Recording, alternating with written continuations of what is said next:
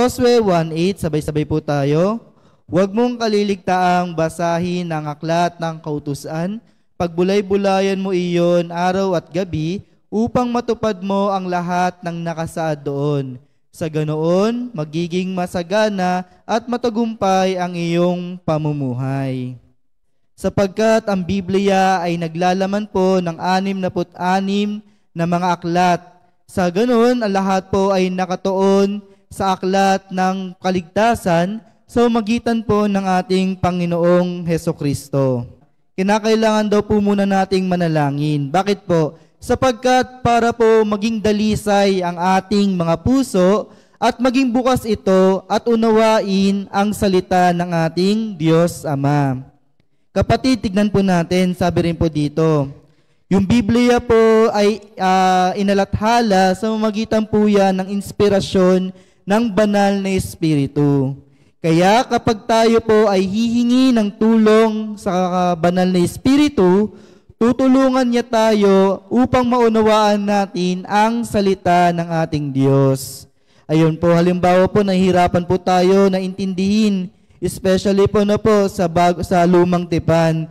Ngayon, kung nahihirapan tayo, humingi po tayo ng tulong sa banal na Espiritu at sa gayon po, tutulungan niya tayo at magiging bukas ang ating isipan para unawain ang salita ng Diyos o ng kahulugan po nito. At kinakailangan po natin manalangin para hingin po natin yung wisdom, yung ating karunungan, yung karunungan mula sa Diyos upang sa gayon po ay maunawaan po natin ang Biblia sa magitan po ng panalangin.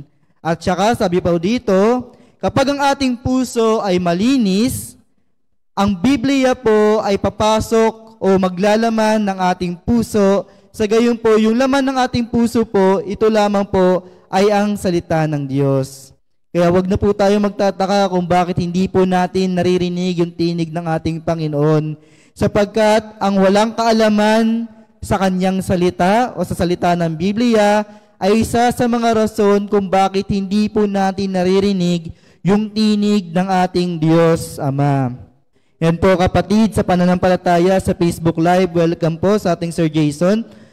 Ang Diyos ay nagsasalita po sa atin o kinakausap po tayo, syempre sa maraming pamamaraan po yan.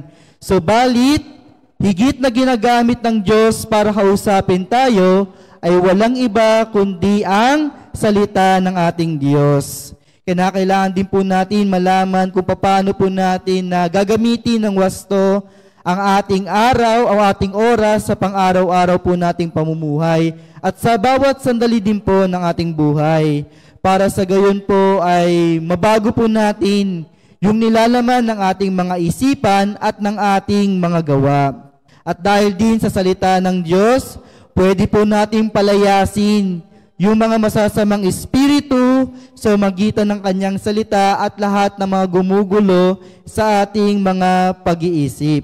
Dapat din po natin tandaan na ang bawat buhay po natin ay nakasalalay sa espiritual na digmaan. Maraming mga tao nagtatalo sa mga spiritual battle o nahulog po sila sa tukso. Bakit? Sapagkat talo sa pananalangin or bigo po tayo sa pananalangin. At dahil dito, nakakalimutan na nating manalangin. At dahil nakakalimutan na natin manalangin, yan ang dahilan kung bakit dinidistorbo tayo ng kaaway na Satanas. Kung ano yung tinanim natin, yun din po yung aanihin po natin. Depende po dito kung paano po tayo nakatuon ang ating isipan sa panalangin at sa pagbabasa po ng Biblia.